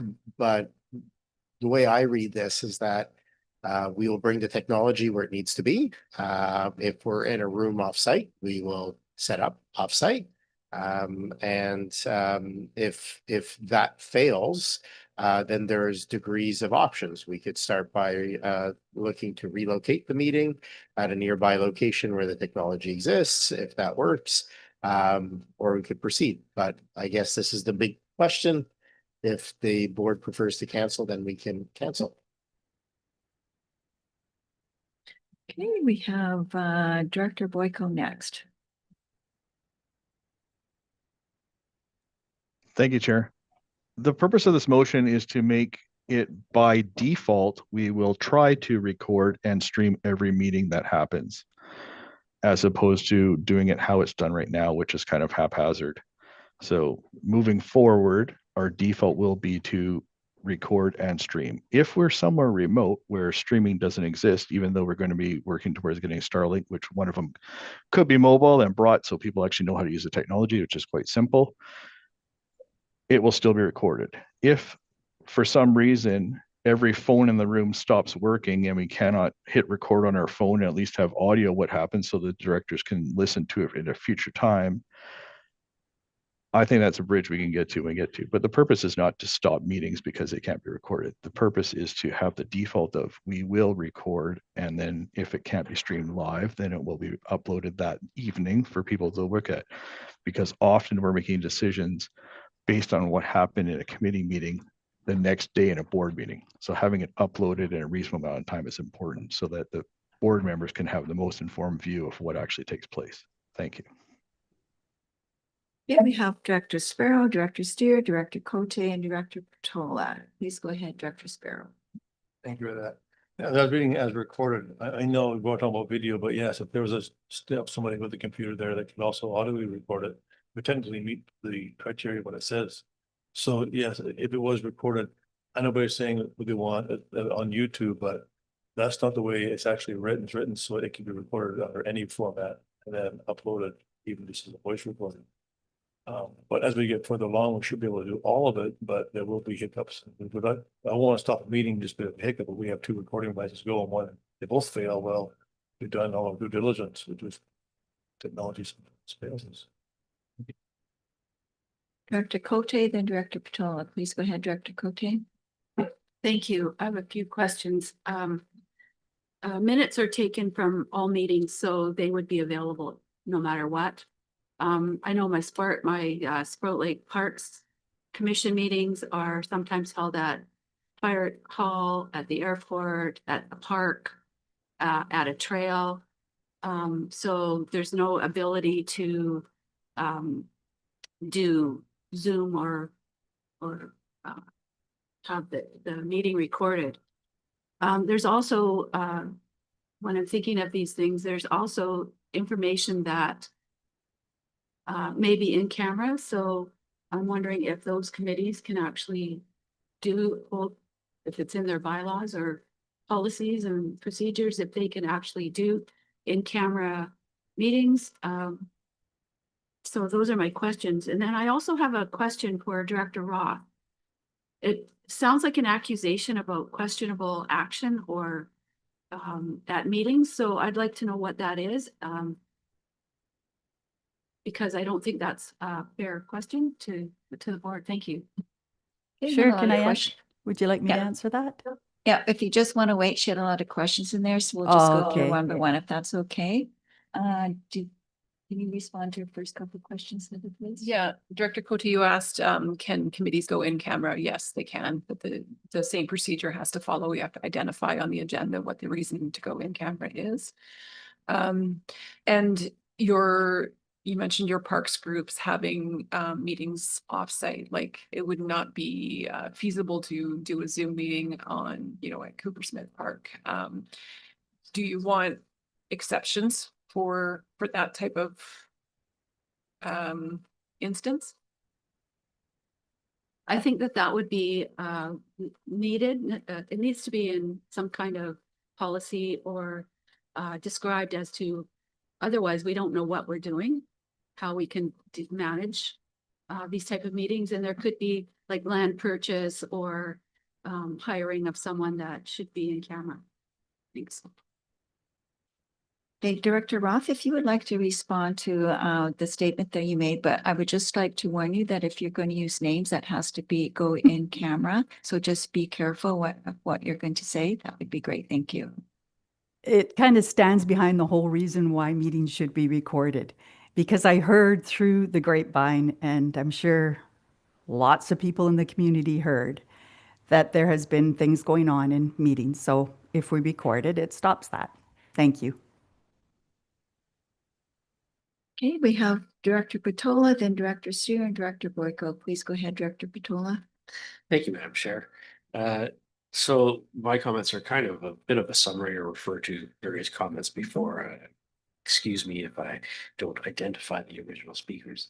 The notice of motion is an excellent idea, I think. It certainly is just a evolutionary exercise in technology. Meetings are recorded. All meetings are recorded and have been since the dawn of Rogers rules. They're recorded in written form. And I think the motion is intending to specify electronic audio and video, not just recording, because it already is. So I'm not bringing an amendment to the motion, but the motion as it stands is just a recommendation from committee to the board. And I expect that there may be a report prepared by administration as to how it would function with the requirements of in-camera, in forest, and without functioning electronics. So certainly all of those things I imagine would be dealt with in design of the policy, but simply having the committee recommend to the board that the policy be adapted to include such a notion of audio and video electronic recording is one that I would support. Thank you. Director Steer, you had your hand up, but now it's down. Did you have a comment? No, I'm fine. I think it's been answered through this discussion. Thank you. Director Boyko, please go ahead. Yep. Thank you, Chair. I think the discussion that Director Petola had is very relevant, that things are recorded in minutes and stuff like that. But this is 2025. YouTube's been around for at least a decade. We should be able to audio and video record everything we do out there. It's not rocket science. This has been going on for a long time. That being said, one thing that Director Cote said is there minutes available for things. So I just went back in the past 5 minutes here and looked at various APC meeting minutes in the past months. There's no minutes available on the website. So unless you were there or you got emailed them, they don't exist.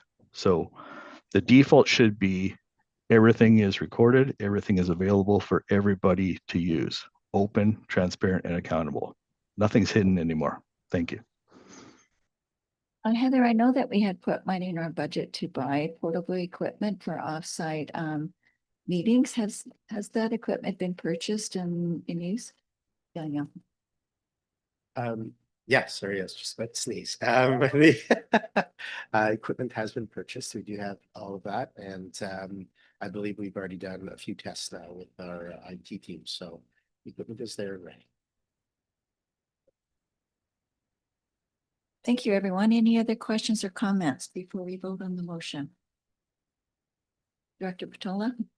Thank you, Madam Chair. I just wonder if we could have the motion reread. I'm not sure that the motion that was made is the one that was visible on the screen. Director Boyko, can you reread the motion? Yes, thank you, Chair. The motion will be moving forward that all committee, board, and APC meetings of the Alberni Claycroft Regional District will be, the default will be to record them, stream them as well. We'll always aim to do that. And the minutes will be posted and the videos posted on the website within a reasonable amount of time for all to see. Thank you. Heather, you want to say something? Yeah, I just wanted to clarify that the minutes are sent to the board, committee minutes are sent to the board for receipt at the next board meeting. Adopted copies of minutes are not, are adopted by the committee. So there is a delay from when a committee meeting happens to when the minutes are adopted. Understood. But if I go and look back at stuff in February, March, April this year, all the APC minutes, they don't exist on the website and they've been circulated since then. So the default is not to have that happen. Moving forward, that should be the default to have that happen. Thank you.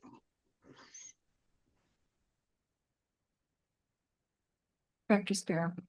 Thank you. So if an APC was doing a meeting, would it be on the website before the board voted, or would it be held back until after the board went through the recommendations of the committee to allow for what they would like to do Alex, can you answer that? Sure, happy to do that. So we typically will hold the meetings before the agenda is published for the board. So there is enough time there for the reporting to be posted online, and we can certainly, if the default is to post the meeting minutes online, we can certainly do that with enough lead time for the board to review before the board meeting itself.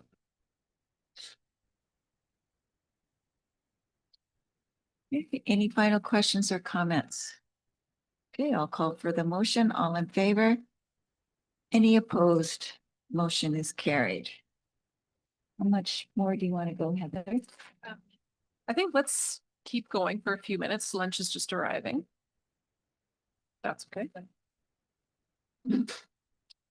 Okay, so the next item I would like to talk about is electronic voting. So at one of the previous meetings, we had a request to explore electronic voting. So I reached out to approximately 90 corporate officers across the province, and I did a poll to inquire whether other local governments are using electronic voting at their board or council table. I had 23 folks respond.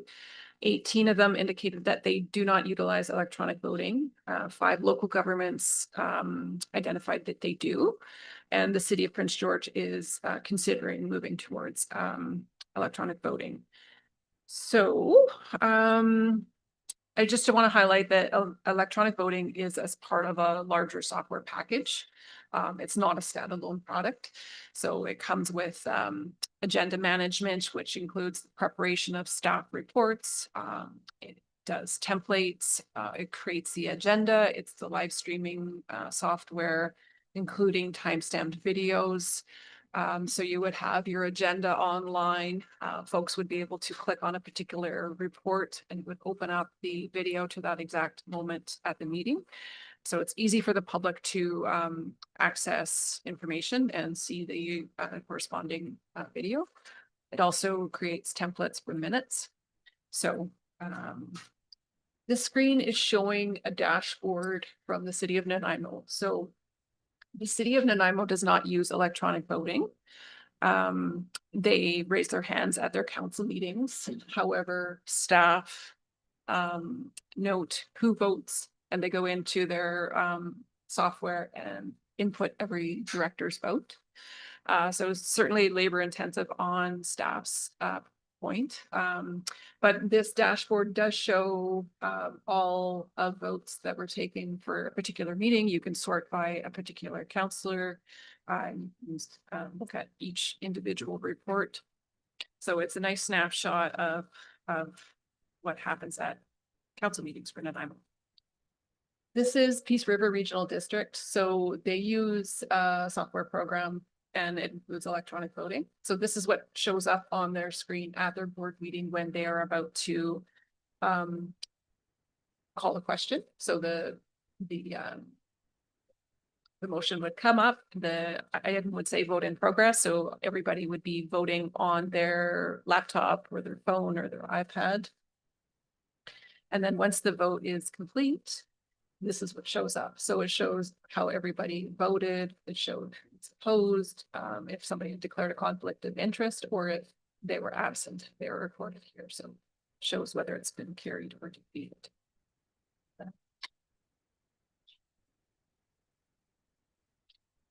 So I think I'm going to stop there and entertain some questions on that, because I'm sure there will be. My first question that comes to mind, has staff done any research about what the cost of this technology is going to be? Yes, we've done some preliminary research, and if that's something that we would, the board would like us to explore, we can do further. I've just had some engagement with one software company. It does range from $19,000 per year to $28,000 per year. But again, that's just one quote, and that was not through a competitive process. Thank you. Any questions or comments from the directors? Director Roth? Thank you. I quite like the Peace River option. It looks really good to me. I would like to research, or, you know, for staff to research the cost and do a comparative analysis on it. Thank you. Director Cote, then Director Boyko. Please go ahead, Director Cote. Thank you. I've only had experience with Slido as far as voting and that type of thing. It's quite expensive though. I think any program that we're gonna look into, we'd have to budget for it, and just wondering if that would be divided up. How it would be divided up, as far as where it goes. Thanks. Terry, do you have a response? Yeah, for sure. It would definitely need a pick for next year, but to get the wheels in motion, there is a lot of work to be done to determine a proper fit in advance, which is why I think Heather's bringing it at this time. But it would be paid through general government, just because if the only thing that occurred was board and committee of the wholes, we would need to have it. So it would then all obviously be utilized for all of our other services, but in my mind, we would pay it through general government, so shared by land and improvements across the entire region. So with seeing the last motion that we just passed, that all meetings are to be recorded, how would we be able to utilize that voting when we're not here, we're remote thing? I think there's a difference between the recording and streaming and the use of voting technology. And so at the end of the day, like we're not going to be taking some of this remote. And so there'd be a location element to it, I believe. But maybe Heather wants to expand on that. The electronic voting would require everybody to have a piece of technology to vote. So I don't think that we could expect all of our committee members to have that technology. So I don't anticipate electronic voting at the committee level, but certainly at our main committees like the Committee of the Whole, Alberni Valley and Banfield, where we have directors on the board or city councilors. Yeah, and alternates, like, yeah, Renee doesn't have a laptop. We would need to provide some sort of equipment, but we do have extra equipment in the office that we need. Director Boyko, then Director Sparrow. Please go ahead, Director Boyko. Thank you, Chair. One of the reasons that this was brought up is when we discussed recording of votes in the previous years, it was discussed that it would take too long and the meetings are long enough. And some of the other things that we're doing in the background here, like consolidating votes, and I'm saying that word wrong, vote on multiple things at the same time. Maybe Heather can correct me on what I'm trying to say there, but it's all about shortening the meeting. So if we could record the votes if we can have electronic recording that's very quick and efficient and accurate, we can make that problem disappear. So that's kind of the background on why we're doing this, to move towards having proper recording of votes where it does not take forever. Thank you. Thank you, Director Sparrow. Thank you. So looking at this, if we do have this technology, we'll be here fine, but if we go away once a year to other areas, we have to find a way of making it mobile for all of us. There'll be a bunch of laptops, we will do that, or software capable of doing that. Another thing. And what is the point of doing all this? The entire point is so we can see how we vote. And we're going electronic version, but there are other versions we could probably use that we could make more mobile and could potentially get the answer that some directors want, that without going through all this. Because I see if we we're going to have our next meeting end of this month, this can be remote, and that may be problems for the voting process going forward. So we got to figure all these things through as we go along before we get to a point where we ourselves in a corner. So next week when we're in an ACLA, we are bringing the live streaming equipment. So we will be live streaming that meeting should the technology all work. We would expect that every director that's coming in person would bring their laptop as normal to review your agendas. So you would have the technology to do the electronic voting or to pursue this. Thank you, Director Steer. Yeah, thank you through the chair. When I did hear Heather, that was a rough cost. That was a yearly cost. Right away, I just have difficulty. I'm looking at ways to reduce our taxation obligations. And when I hear that there could be an annual fee, in upwards of potentially $20,000 on a yearly basis. I have a difficult time if it's just to shorten the length of meetings. This great procedural bylaw and some of the things we're doing through consent agenda will shorten those time frames if necessary. And the cost of doing electronic voting, I just don't see the benefits of it, frankly. So if it's to recommend to the board to look into this, that's one thing, but I don't think we should be wasting our time. And that's just a personal opinion. I don't think it's necessary at all. Heather, is that a one-time cost or is it annual? No, it's an annual cost. Thank you for that clarification. I thought it was a one-time cost, so that's a different story. Dr. Sparrow, sorry, did you have another follow-up question? I'm just wondering if we have the owl, will the owl be able to see us all when we vote, or will it just be pointing at the person talking like it is right now? And then the voting would be done. I can't answer that. My experience with the owl is that it looks in the general direction of the speaker.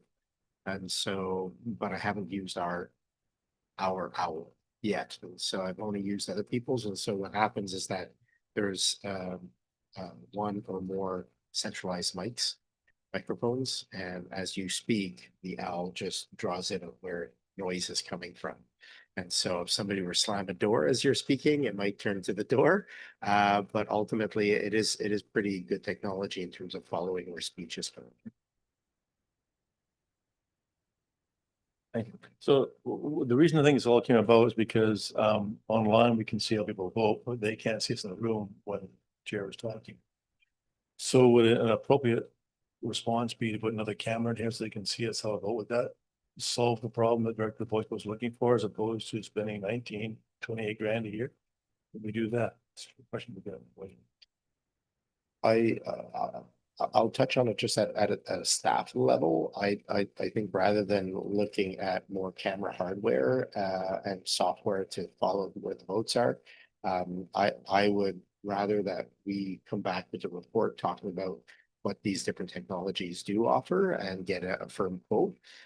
What is nice about these systems is that it's a lot more than just a recorded vote. It's also a much faster ability to link reports with times and videos. And there's a whole suite of different things that are also useful on the back end in terms of admin staff. So it might be, if there is any interest, I think before making a decision on yes or no, it might be better to have staff come back with a more comprehensive report on the options and costs. I would only flag this from a staff perspective. The technology is something that I think would be really useful for us. What I would really not want is the city of Nanaimo approach, having staff pay attention to hands going up and down, or make assumptions if your hand is down that you're in the affirmative, or if there's any time lag. Like, for example, sometimes a vote in favor on Zoom actually looks like opposed because of the time lag. I do not want staff standing in front of that freight train and having elected officials saying you're misrepresenting. I think if there's any inkling of wanting to record votes, that the technology way is much safer. Director Cote, Coots, Boyko, and Rob. Please go ahead, Director Cote. Thank you. I sit on many committees. Everybody seems to do things differently. There is a trend, though, that people are actually moving away from recording who votes for what, because at the end of the vote, it's whatever the board has decided. Doesn't matter who's voting for what. There are actually a few committees that I'm on that are very strategic in how they run a meeting. They no longer record who makes the motion, who's second. There's actually not even a seconder. It's run differently. So just wanted to point that out, that really when a motion comes to the board, it's the board's decision. It's not an individual. Thank you. Director Coots, you had your hand up earlier and you put it down. Did you have a comment? Thank you, Madam Chair. Yeah, I was just going to speak to some of the technicalities with the OWL that we have experienced in using it. However, some of the comments were already stated, so we can move forward. Clecco. Thank you, Director Boyko, then Director Roth. Please go ahead, Director Boyko. Thank you. I'll be quick because I assume lunch is wherever you guys are. The point is, we want to record the votes. That's what the public wants. They want accountability from the people they elect and how they're spending their taxpayer money. Technology is one way to do it, or we can sit here and spend an extra 5 minutes per meeting, having our hand up, making sure it's all properly recorded and move forward. Thank you. That's everything. Thank you, Director Roth. Please go ahead. And my comment is much the same. It's all about accountability. The people that have elected us, they want to know how we stand or have stood on issues. It's important to them. I like Daniel's idea of researching and comparing costs and putting forward or coming back with a report from staff. Thank you. How would you like to move forward, Heather? I have the direction that I need. I think we should likely break here for lunch because we have another meeting this afternoon for the APNB. I just want to remind the EA directors that we'll carry on this discussion at the June 18th meeting, and then the next procedures bylaw discussion will happen at the CAL meeting on July 23rd. So at that meeting, I'll bring further information on electronic voting and any outstanding items that you've asked for further information. And then there are a few other slides to go through finishing off the bylaw review. So after that time, I should have enough direction to move forward with starting to actually build the bylaw. Thank you. I guess we've come to the end. Lunch is here. So could I get a motion to adjourn? Questions from public? Second here. There's no emails. There's nobody in the audience. No questions in Zoom. Thank you. Thank you. No questions from the public. So the motion to adjourn. Moved by Director Sparrow, second by Director Beckett. All in favor? Any opposed? Motion carried. And I just want to thank everyone for their thoughtfulness today. So have a nice lunch, everyone. We'll see some of you back later this afternoon.